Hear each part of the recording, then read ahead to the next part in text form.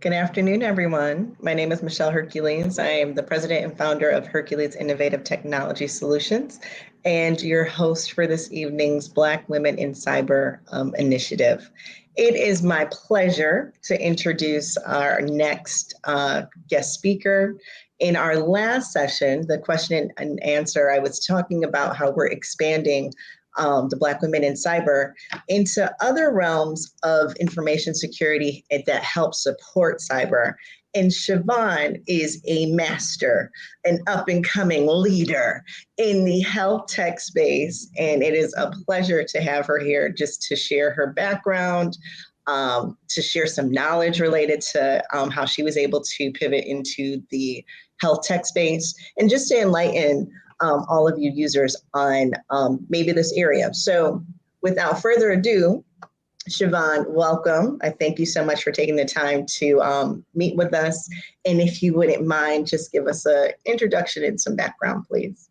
Yes, thank you. I am happy to be here. Do you hear a little echo from my voice, or do I sound okay? You sound fine to me. All right. Well, my name is Chavaughn Gibson. My official title is a product or digital technology product portfolio manager. So essentially, I oversee a portfolio of digital technology solutions. And when I say solutions, these could be things from access to our app or our platform. It could be things like, digital reporting, primarily to help from a financial standpoint. So my world is really working cross-functionally with not only business leaders and government leaders in the health and fintech space, but also I'm heavily reliant on feedback from customers. What do they like to see? Do they like or want built? And so I call myself kind of the glue, or sometimes I'm the translator between the stakeholders, whether it's business stakeholders or customers, and our tech team, and being able to translate between the two parties, help the tech people understand what the business people need and the customers need, or helping the business people understand what it's going to take to build the tech solution. And so sometimes there's a lot of, come to Jesus moments, or level setting conversations that have to occur in this role. So that's an overview of what I do, but more importantly, I guess I'll touch on kind of my background. Well, if you don't mind, I just really wanted to pinpoint something that you were saying, Go ahead. and the importance of being able to speak to different levels, right? From a cybersecurity space, technical space, to the pharmaceutical side. And so I'm glad that you were able to just mention the skill set that you have to have in place in order to speak clearly to different executive audiences. Another thing that I'll mention, another reason why I was so excited to have Chavaughn speak is because she actually reached out to us and really wanted to see how she could be a part of this effort. And so there's so much that she just shared within that introduction on how information technology shifts within all spaces. So with that, your background, please. Yeah. So my background, I actually started in healthcare. I had no plans or interest in tech at all. It was a blessing in disguise and something that I kind of stumbled into, I guess I would say. So my background is in managed care contracting. And for those that may not be in healthcare or may not know what managed care is, it's essentially contract negotiations between the payers and the providers of care. Many of Americans' healthcare is covered under insurance, probably about 90% for covered either through your employer or through some other source, whether it's a state Medicare or Medicaid plan. Most likely you're covered under some sort of insurance. And again, commercial or employer-based coverage is probably the top one.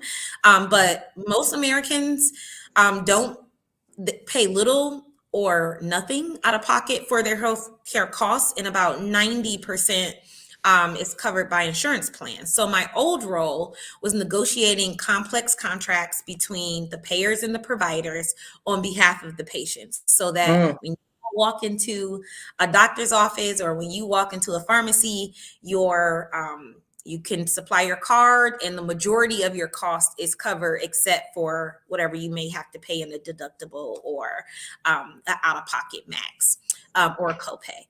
But outside of that, all the other portion of the money that you don't have to pay out of pocket, that was my old job. It's negotiating those complex contracts and the reimbursement rates between the payers and the providers. So I did that for a number of years, and quite honestly, it was tough, but very rewarding, and also I was very young. I was negotiating literally multi-million-dollar deals at, early 20s.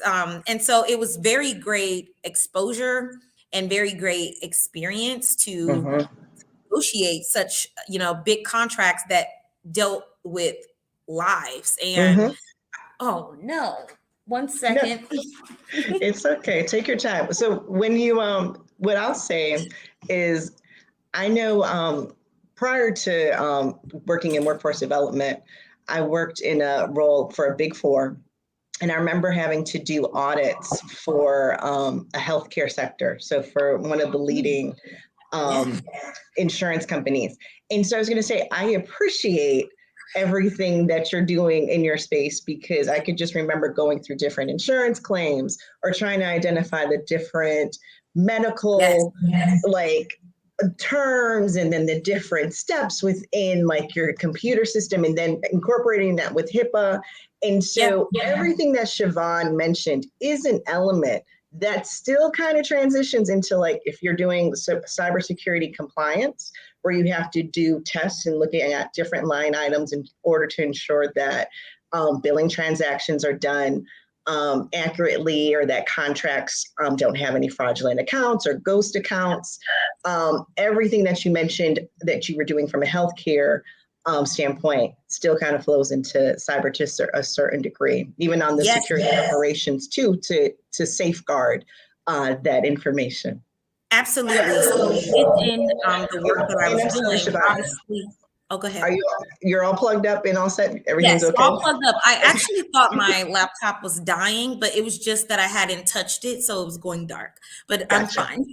Okay. So as you were mentioning, you know, a lot of the contracts that I was dealing with, it was a lot of confidential information, a lot of protected information, a lot of PHI, or you know, information that you know folks don't want their healthcare information out all over the world. So a lot of security was tied not only to folks, you know, healthcare, but also from the business to business standpoint. A lot of the contract negotiations are proprietary. The rates that are agreed upon cannot be publicized. So there's a lot of security around the work that I was doing. And so as I, you know, was very ambitious getting involved in complex negotiations, I really transitioned into tech, literally out of frustration. I'll say Sure. that. Mm-hmm. In the contract negotiations, I got very frustrated with the old, outdated systems that I was pulling data out of, the lack of, I would say, relevant information or the quality of the data that I was pulling out. And so my brain, you know, just went into how can I improve this? How can I make this better?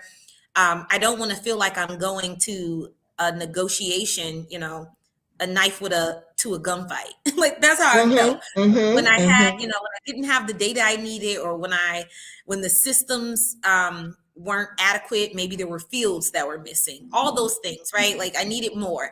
And so in asking for more, and being vocal about, you know, we need to improve this. They saw me as a SME or a subject matter expert, and it turned into, okay, how about you come over here and help us design what we need to rebuild or what we need to make. And so that is basically how I went from kind of being a contract negotiator or SME into Mm-hmm. kind of the product development space. And I mean, honestly, that's not an unheard of story. A lot of product managers Absolutely. transition because they are either subject matter experts in a particular field, or you know, were seen as stakeholders initially and got brought in to kind of help lead the charge. Absolutely. I couldn't agree more. I really do think in mentorship, a lot of times I tell my mentees, look at what you're doing and then make it your own position within tech. There is an opportunity there. So if you are a subject matter expert in a specific area, and you know that area of expertise is trying to be built out within a certain implementation, leverage that. Build your own career path with that. So really glad you mentioned that as well. I call that sometimes I mention being a T-shaped person, Yes. where you can have, you know, cross-functional skills that are transferable, you know, negotiations or public speaking. You can have those transferable skills that you can take with you wherever you go, or no matter what role you're in. And then you'll have that kind of, you know, the line down of the T, of where Yes. you're specialized, you can have, you know, a niche or niche that Yeah. you focus on. And so I encourage folks to think about ways that they can become a T-shaped person. I love that analogy. For those taking notes, write down the T, the top of it, your soft skills, the line, your core skill. Yeah. So yeah. So if we could transition to some of the work that you're currently doing, or efforts that you're spearheading, because I know you're doing a lot right now. Yes, a lot. So in my day-to-day role, we focus on building digital technology solutions that are catered to pharmacists, helping them run and manage their businesses. Many pharmacies, you go in, you see the front end of their business where you can buy your makeup and your diapers or snacks, and then there's the back end of their business, where you're going in to get a script. And so the solutions and the tools that I help drive and help build is really focused on, again, all of their financial aspects of their business. So not only the revenue that they're generating from, dispensing or selling, but also their costs. It takes money to run your business, and drugs sometimes are not cheap. So, being able help them manage their money flow, essentially. But ultimately, in digital product management, your job is to be a problem solver and to deliver solutions. And I happen to love innovative solutions, things that are industry disruptors, things that are really enhancing workflow, things that are really improving a business. I'm all about those sort of initiatives. And ultimately, right, we want to make sure we're solving not only the customer's problem, but even thinking more broadly, are we solving industry problems? Because just because one pharmacy is experiencing this, there may be thousands of other pharmacies that, are having the same challenges. So I try to keep a lens on, not only are we solving for this person, but many people like this person.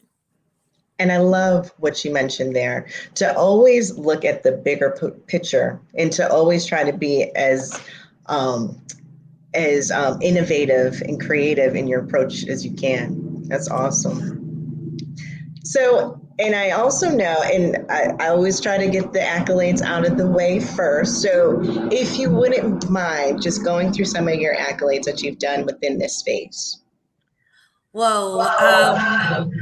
So I really say that, I was born in healthcare. It was my first job. I was part of a program early on. I really also encourage early exposure, for if you're a mom or a parent, or you have younger siblings that are around 13, 14, start introducing them to real life careers, real life, jobs and roles, because that early exposure really opens up their world. And so just a little bit about my background and how it kind of led to some of my accolades. I actually started in healthcare as a biomedical engineering intern.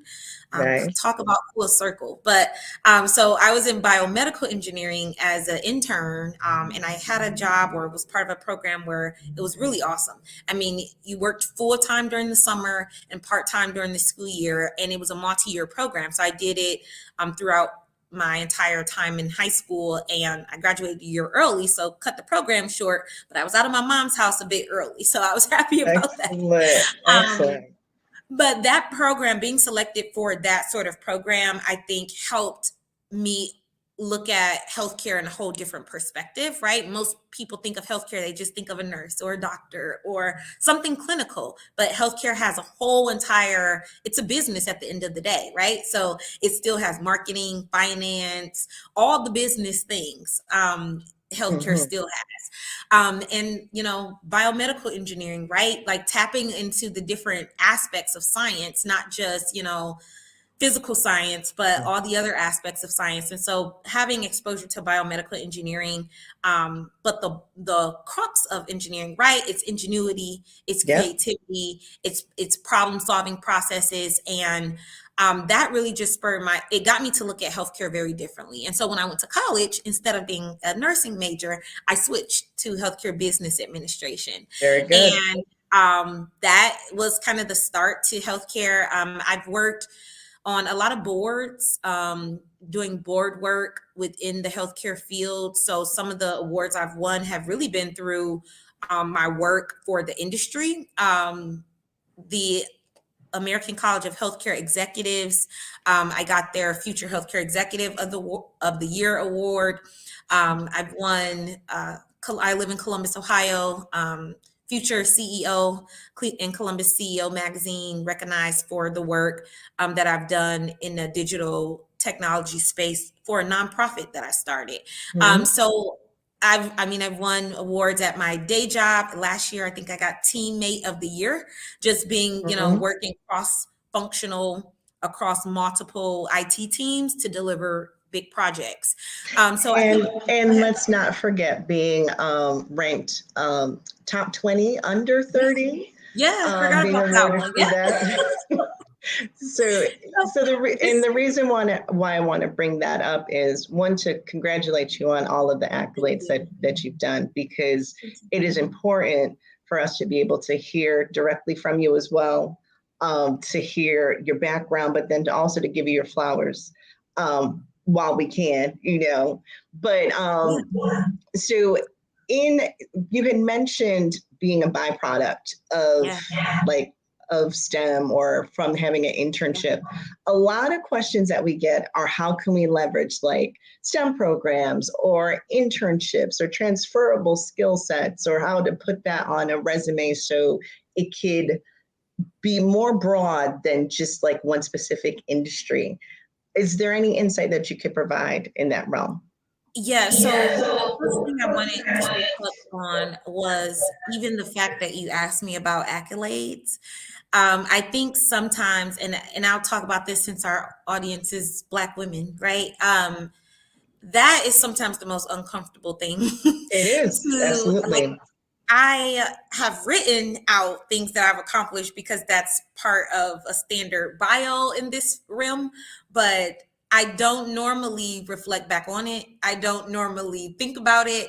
And so for you to ask me, it was like a little, uncomfortable at first, but I was like, no, you're absolutely right. And, I'll just use myself as an example. Sometimes it's hard to talk about kind of what you've accomplished. And oftentimes we only reflect back on it during a hard time or during a challenge or during an issue that you're having. Maybe it's something to reflect back on to help you get your momentum back up. But on a, day to day, a lot of women, and I don't think it's just Black women. I think women, sometimes we don't toot our own horn, and we don't celebrate ourselves, and we don't talk about accolades or accomplishments. So I want to give kudos to you. Yeah. And I want to give kudos to you for doing that repeatedly and consistently on this platform. Thank you. And so next question that I want to speak to is what you asked around those early exposure items. And so I think, again, I'm a fan favorite of all early exposure, all internship opportunities. Number one, right? It's a gift. You have an opportunity to show up and to contribute. Oftentimes interns think things like, I'm here to learn, but oftentimes companies learn a lot from you as well. So I would say be clear on, who you are and what you bring to the table. Even as an intern, you're there for a reason. So find some confidence in that. But also be intentional about what you want to get out of your internship experience, whether it's a connection to someone, or if your goal is to, hey, I'm just here to learn, I'm here to get exposure, be clear on what that is, but also be open. So in that journey, right, you may be exposed to new things that you weren't previously exposed to. And I would say, jump in feet first, dig deep, stay curious, because that curiosity really does drive,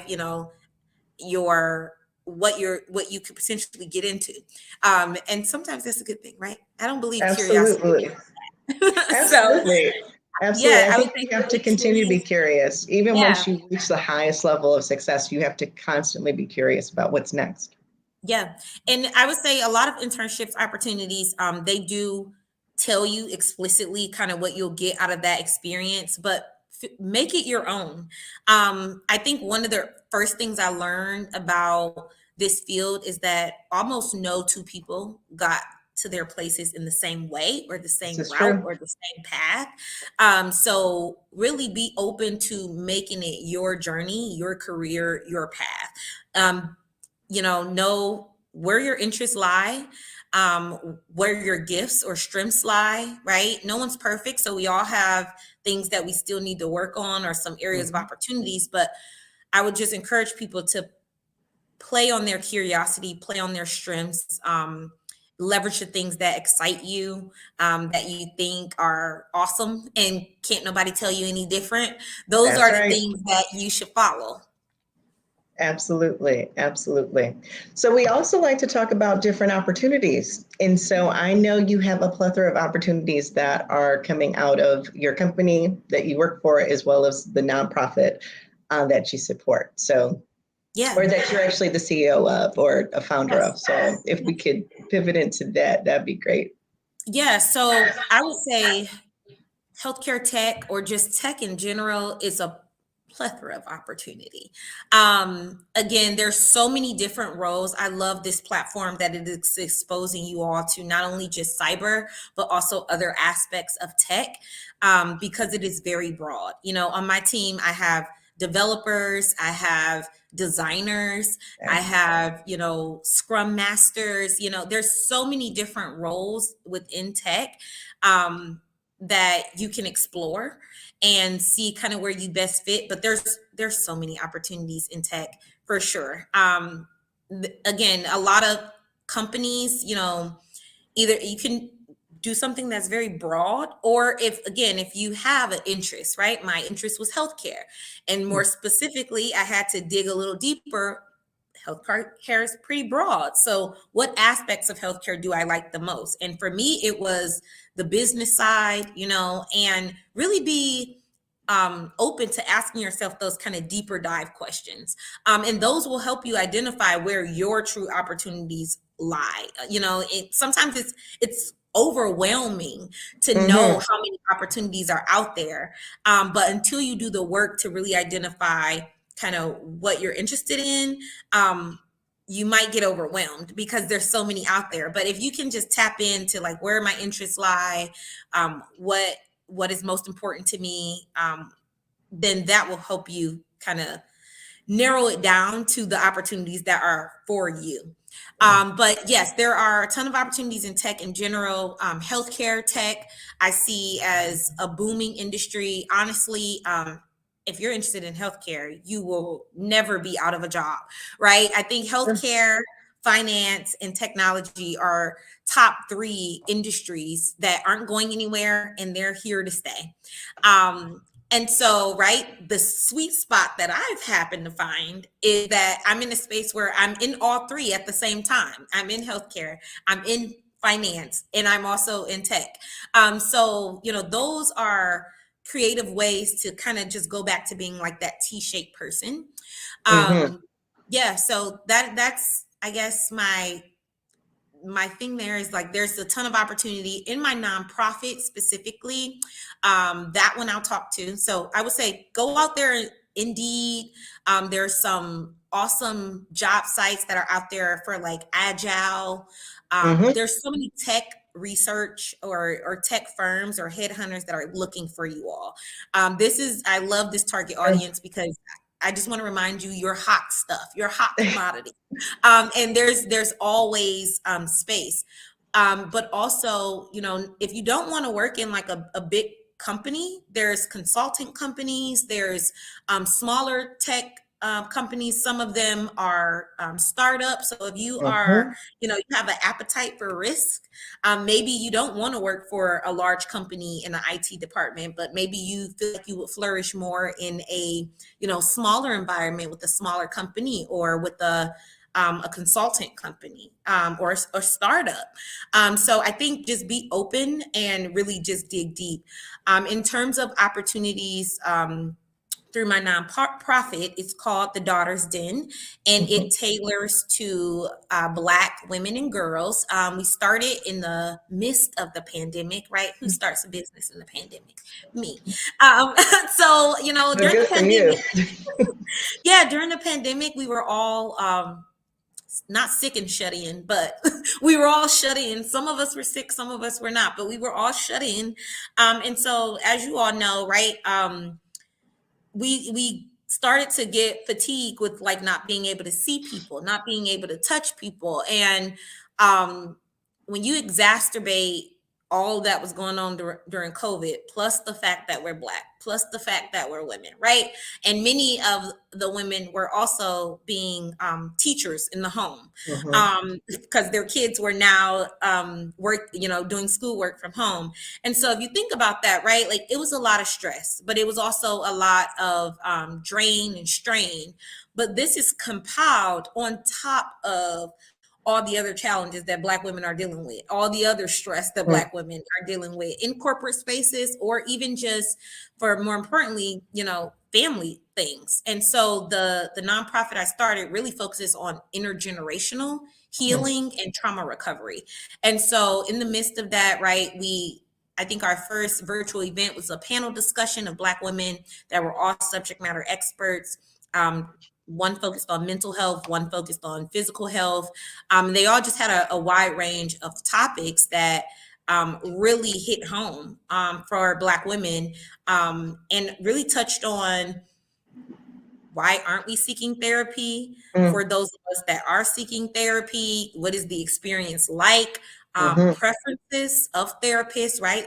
Many Black women wanted to have Black therapists or other Black women as their therapists, but only 2% of therapists are Black. So, or are Black women, and even maybe less than that. So we, basically create a safe space and brought Black women together to talk about things that mattered most to them, gave them an outlet. And through this, I have a plethora of opportunities. If you are interested in this kind of work, and if this is something that you're just personally interested in, and or if it's something that you want to start getting involved in, please contact me. I'm always looking for folks that either want to run specific programs, because we do a plethora of programs.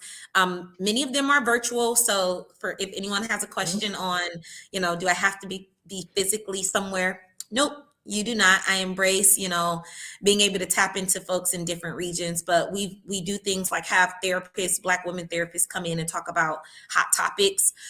We also are partnering with universities as well as local nonprofit organizations. And so one of the ones we partner with is the National Association of Health Service Executives, which so that organization is basically a Black professional organization for Black people that are in healthcare. And so being able to partner with, like-minded individuals really goes a long way. Well, and I want to circle back to a number of things that you just mentioned. And in tech, in any space, I think that protecting your mental health is important, right? And so I applaud you for creating a nonprofit that really looks at, and during the pandemic, we were able to see burnout was real. And, just the pressures from everyday life and trying to sustain your work-life balance is a struggle. So it's one in the same. And so I appreciate that you created that, and that there are opportunities to talk about tech and mental health and how to transition into health tech, fintech. And so, no, thank you for that. If you don't mind, we could take a couple of questions, and I'm going to say Nikki's on the back end. Nikki, after this one, there was another question too about different roles. And I just want Chavaughn to be able to speak to some of the different roles underneath her in the health tech space. But we could go into this one. Thank you so much for Cybersecurity. Start. Okay, so this is more so in my wheelhouse. But for this question, again, as we've mentioned in some of our other masterclasses, it really is tapping into opportunities like this, expanding your network group, there are a number of training programs that are out there. There's in a couple of our master classes, we named a number of leading boot camps and training classes that are out there. I think SANS was mentioned, Security Plus. And so you could get more insight on that. And so, and also, if you wouldn't mind, because I want to speak to this in a one-on-one. So if you wouldn't mind just setting up a one-on-one and we could talk about GRC in greater detail, and then the frameworks that support the ISO.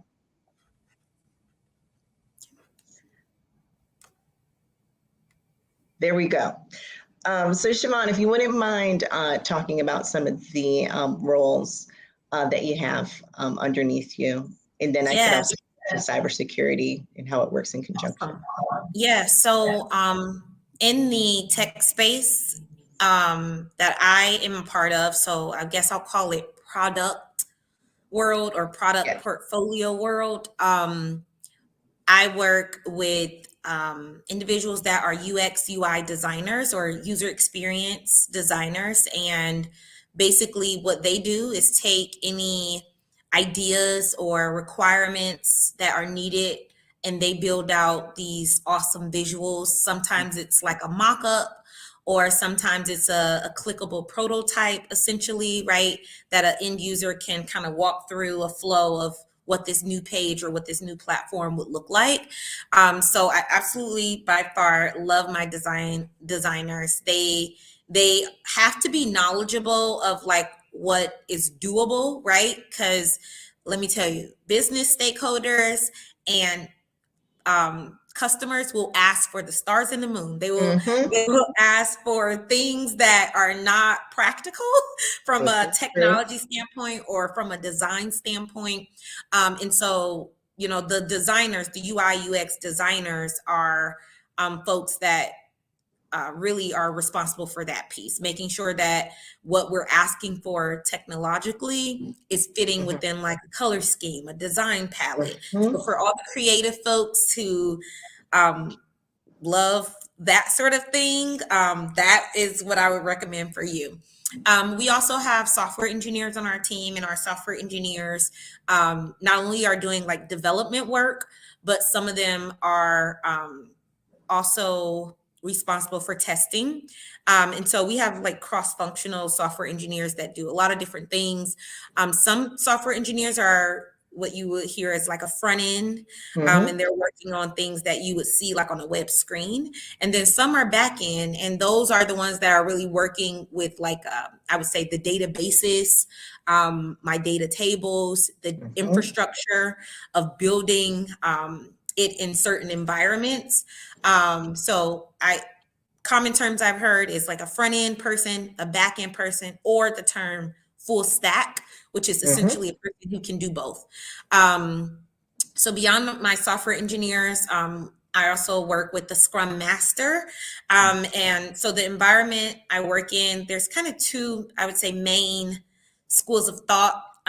Waterfall project management and also agile project management. Waterfall is like traditional where, you know, a project is going in a sequential order. You know, step one has to be done, then 3, then 4, then 5. Whereas agile, it's more iterative and it's a constant feedback loop. And you can design like a MVP or a minimum viable product, but then you can build on it iteratively over, you know, weeks or months or whatever your cadence is. And so I work on an agile team, but much of the projects from a project perspective, I call them agile fall because some of them are happening, you know, sequentially, whereas others, you know, are iterative. So, but my Scrum Master, we call her the queen of Scrum, but essentially her job is really to work to man the show, right? So capacity planning.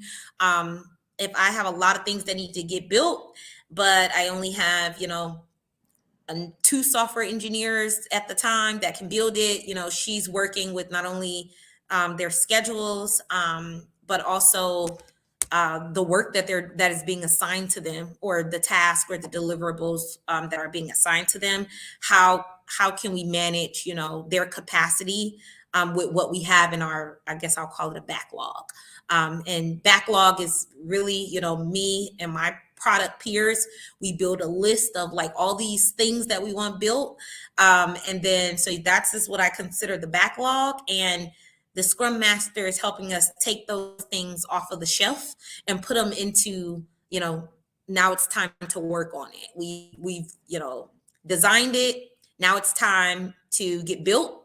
And then it goes into testing. So once, an item is built, then we have what we call our UAT team. And these are a set of software engineers that are doing user acceptance testing. And essentially their job is to take what the design person, take everything that happened prior to them. So a product manager wrote the requirements, a designer designed the requirements, a software engineer built the requirements, and now the UAT person or the testing person has to make sure all the requirements are met per the design, per the requirements, make sure it was built the way, and the functionality, right? The functionality, the features are working the way we intended them to work. And so the UAT or the testing person that's their main responsibility. After we have designed, build, and tested, now it's time to release it into the market. And so that is where my product hat comes back on, right? So I'm seeing things from end to end, where it's like everyone else on my team, they're handing it off to the next person. I am responsible for taking it from, here's the idea, work it through all of the steps I just explained to you all. And then once it's ready to get released back to customers, oftentimes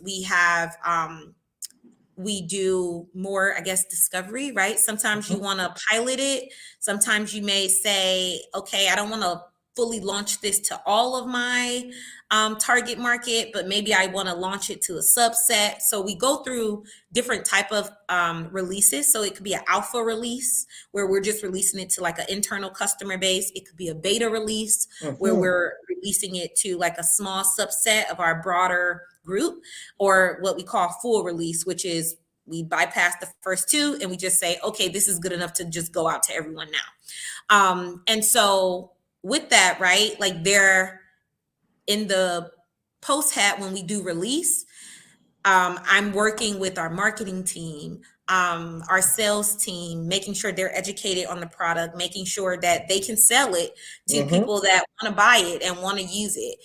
So this is a product manager's job is really, again, walking it through every step of the process from idea to delivery. And then after delivery, I'm monitoring things like utilization reporting. Are these web pages actually being visited? How can we maximize it? How can we drive more utilization? And so you really are responsible. These are your babies from end to end. And then keep in mind, if you're overseeing an entire portfolio, then you have products that are in different phases of the product life cycle. So you could have some that are like new to the world or new to the users. But then you can have some that have been in existence for a while, and we call those either they may be in a growth state where now we're seeing more traffic, we're seeing more utilization, we're getting more requests to enhance it or build, add new bells and whistles to it. Or we could have a product that is in a mature state where we've launched it, it's been out there for some time, it's being utilized, but we don't need to do any enhancements on it. It's working just fine. We haven't got any complaints or any issues on it. And so that would be something that would be in like a mature state. So you can, as a portfolio manager, you'll have it all. You can see it all. When I tell you, and I'm sorry, I couldn't even stop my cheekbones from going up because it was so brilliantly said from beginning to end. The whole plethora of all of the job responsibilities, functions to show how it works from an agile standpoint, waterfall. I love how you have the combined agile waterfall. You are brilliant. You are brilliant in your space. I want anybody who is listening, I want you to run back that sequence right there because it's transferable in any area if you truly want to know how to be a successful product manager. I'm just so proud of you. I'm sorry, but it was brilliantly said. Brilliantly said. Thank you for that. Okay, so we have another question. Is there base training courses you'd suggest? Absolutely. So I'll talk about a few that I am fan favorites of. As if you are interested in the product space, or being a product manager or growing to become a portfolio manager of multiple products. I went through the SAFe or Scaled Agile Framework Very good. training. I would recommend that. They have a plethora of different trainings. I got my certification in that. But also some trainings that I would recommend that are, honestly, you can take them with you anywhere you go. Lean Six Sigma. So this is a certification that is all around process improvement, change management, really helping you map out processes. Again, back to the seeing things full end to end, right? But I swear by the Lean Six Sigma training. Again, because it's really process oriented and it helps you put visuals to task or to steps of a process. But more importantly, it brings your eyes to areas where you may have bottlenecks or issues or constraints, or ultimately it helps you to see where you can improve a process, right? Are we doing things that are redundant? Are we doing unnecessary steps? So I swear by Lean Six Sigma. And then another one is the PMP certification. So Project Management Professional is another certification.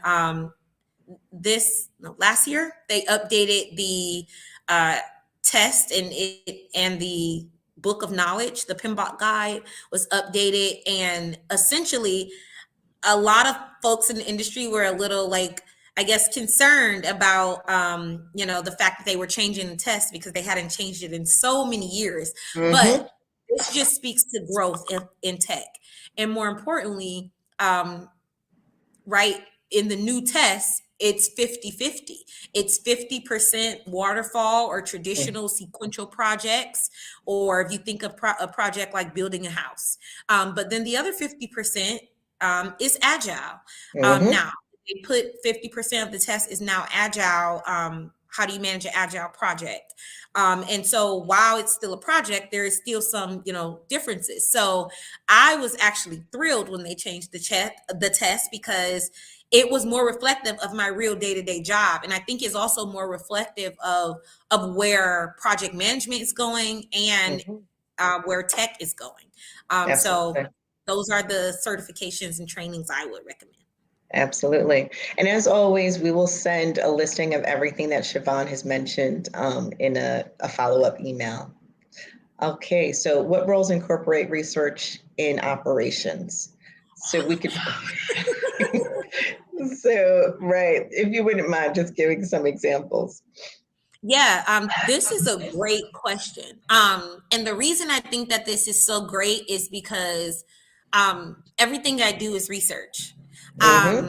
So in the beginning, right, before, when I'm making my list of requirements of like what I want built, that takes an extensive amount of research. Absolutely. So the first category of research I would say is like customer research, right? You want to know, you're probably interviewing customers either through a survey or through some other feedback loop. If it's not a survey, you may choose to do a focus group, or you may choose to have one-on-one interviews. But that is customer facing research. And then you may have two different types of customers. You can have internal customers that are, business stakeholders, and you can have external customers that may be, clients or customers that you're selling to. So I would say that's one aspect of research that is done in my role. And then the other piece of research I would say is process research. So I talked about Lean Six Sigma, and part of that is research. It's compiling and it's compiling data of how the process is currently going. That takes an extensive amount of research to not only understand the steps that are happening, but also what systems are being used, what data sources are being used, what rules or regulations. Again, we're in tech, I'm in tech and finance. So what rules and regulations do I have to comply with? That's a whole nother level of research. So research is really ingrained in every step here. But also, right, my design team, they're doing research all the time as well. We need to stay on top of like what's hot, what's new. You know, do we need to be thinking about adding chat? Do we need to think about, you know, how is AI going to play into some of the things that we're building? So research is, I love this question. Research is never ending. And if you're a nerd, if you're curious, you'll always find something that you need to research. But ultimately, you're researching it with the lens of either building something or improving something. But it's a ton of research. And also on the operations piece, again, all of, I guess I would say I interact with operations very, very heavily. The business, if this question is regarding like business operations, right? I mentioned my clients or my customers are either people that are working in business operations department. So because I'm building financial tools, we already have some departments that were running internal reports manually. And now my team is coming in to automate them and digitize them. And so I work with operations from that aspect of what are they currently doing that's manual that my team can come in and automate and improve the process flow for. I also work with operations from a customer service standpoint. We have a full-blown customer service department. And so not only am I, you know, leveraging them to get some voice of customer feedback sometimes, but they're boots on the ground, they're front line. But also the things, as I'm building things, I'm improving the way that they do their jobs oftentimes because, you know, I would just give an example. We used to have in our customer service operations, if a customer had a complaint, they would have to call for a particular item. They would have to call in to voice that complaint. Well, my team was able to build a digital solution so that now customers don't have to call, they don't have to sit on the phone and wait. They can just submit it directly via the web and through our app or through our platform. And so those are the ways, like I would say, I interact with operations, but also as I'm designing, you know, products, or if it's something that's like net new to the market, I deal with finance, I deal with sales. You know, how are we pricing this product?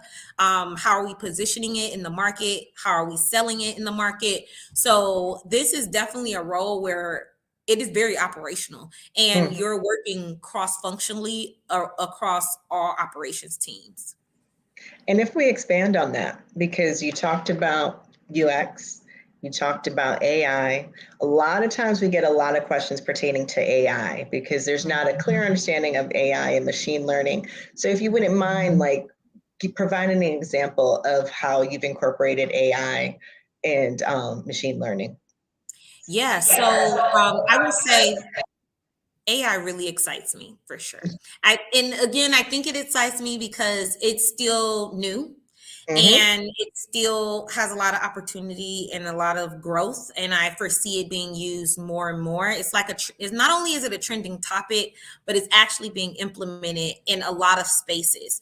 While I love healthcare, I've also been very critical of healthcare because to me, healthcare has been far behind in terms of its usage of some of the things I just mentioned, right? Lean Six Sigma or process improvement methodology was out, I don't know, back in maybe the 70s. It really didn't come to healthcare until like the early 2000s or so. So healthcare sometimes is like a little bit behind when it comes to technology. But again, right, I mentioned that is part of what drove me into transitioning into tech, is because I loved healthcare, but I was getting frustrated with like some of the systems or some of the data. And so right now, it's a plethora of opportunity And we're looking, healthcare as an industry is looking at ways that AI can really improve care delivery to Mm-hmm. patients. It's looking at how AI in healthcare can improve some of the complexity, like decrease some of the complexity that currently exists today. So, for example, right, a lot of people trust their doctors, trust Mm-hmm. their pharmacists, and oftentimes these doctors and pharmacists are using best practices or acquired knowledge that they've gotten from school or just their experience over time. Well, now we're seeing AI being used as decision support Mm-hmm. to sometimes help them make decisions, right?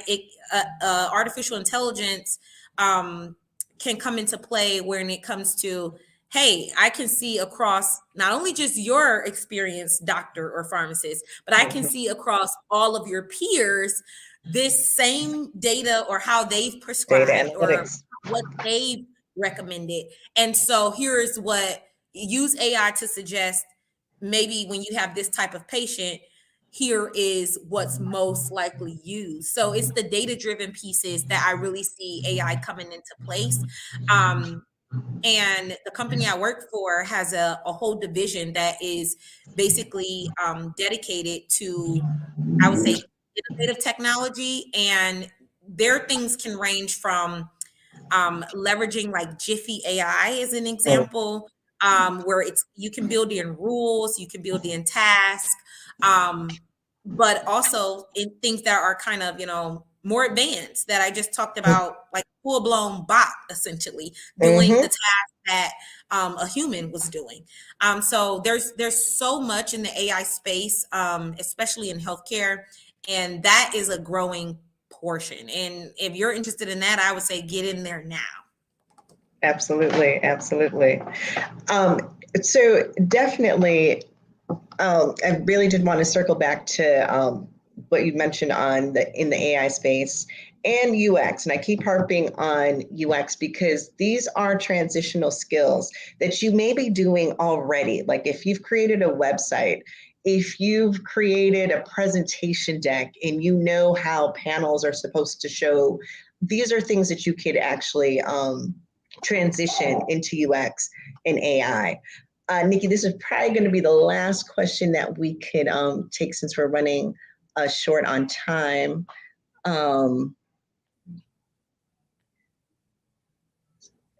Clearance. Chavaughn, I don't know if this is something that you'd be able to speak to. It's related to degrees in human resources. Yeah. So I guess I mentioned, right, many folks in tech transitioned into tech from some previous other background. And so when I think of human resources, right, I think of the base knowledge of working with people, understanding people, Also what benefits. benefits, right? And so you can actually take that and spin it a number of different ways. If you wanted Agreed. to go into something that was more human or people facing or touching, getting a certification in product management or even that UI UX piece, because again, it boils back down into people's psyche, what they like, what they love, what gets them to act, what motivates them, behavioral changes, Mm-hmm. so human resources can, your knowledge there, the base of that can definitely be utilized. Also from a benefits perspective, I would say a product manager, right? I mentioned the tools that I work on building with my team. Um, Really a lot of it sometimes can be based off of benefits coverage. Is this covered in their insurance plan or not? And so the data behind those benefits is what you'll mainly be working with, if you wanted to utilize that from a product development space. Nursing, again, that's more of a clinical, human to human, right? So you can leverage the psych aspects of your nursing journey, the humanistic aspects of your nursing journey. But nursing is truly one of those clinical roles. I have, the way I've seen folks kind of transition, if nursing is your main thing, there's a body of knowledge or a sector of the field called nurse informatics. If that's something you're interested in, it's really around combining data and nursing care. And so I think nursing informatics is a way that you can transition or position yourself if you want to go that route as well. Good point. Good point. So we are sadly coming to an end, but again, Chavaughn, you have dropped so many gems. For those that are really trying to shift into fintech or health tech, Chavaughn, please run this back, because Chavaughn touched upon so many different roles, responsibilities, job functionalities that you probably didn't even know existed in the healthcare space, but can transition into any space. And so, Chavaughn, I really thank you for taking the time to speak with us. As always, we have mentorship office hours. I've already asked Chavaughn if she wouldn't mind providing us with her availability to be able to speak to some of the specific questions in this space. So please, when we send out the marketing material as a follow-up with the link to this masterclass, please sign up for mentorship offerings as well if you had any specific questions. Chavaughn, what we'll also do is we'll try to go through some of the questions too that we weren't able to get to. And so if we could provide some responses in our follow-up, we'll do that as well. But I think, I also was going to mention that if you are in the Columbus, Ohio area, we do have an event coming up that is Black in Healthcare Tech. That will be a panel discussion. I will be on the panel from a product standpoint, but we have a co-founder and also a director a founder and also a director within the tech space that have different backgrounds, and they're different areas of tech than I am. So if you're interested in that panel, I'll also attending it in person, or I believe we're also going to have a virtual component as well. So I'll share that information if you want to hear a Black in Tech panel. Absolutely. Absolutely. That'll be included. Again, you are brilliant in this space. It was a pleasure and an honor to have you today. I want to, in advance, thank you, and I wish you nothing but continued success, and we will definitely be in contact.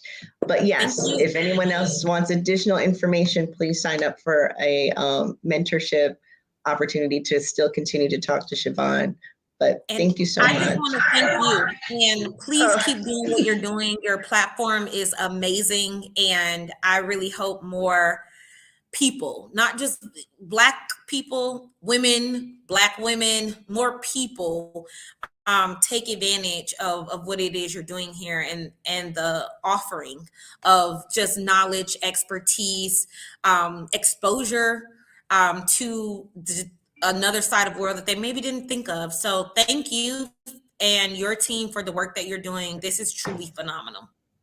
Thank you. As you said, it resonates with me where it's almost hard for us to talk about the things that we do. And I received that, and I thank you for reaching out. You know, it was touching when you did reach out, because it meant a lot to know that this meant so much to you. So I thank you for your kind words as well.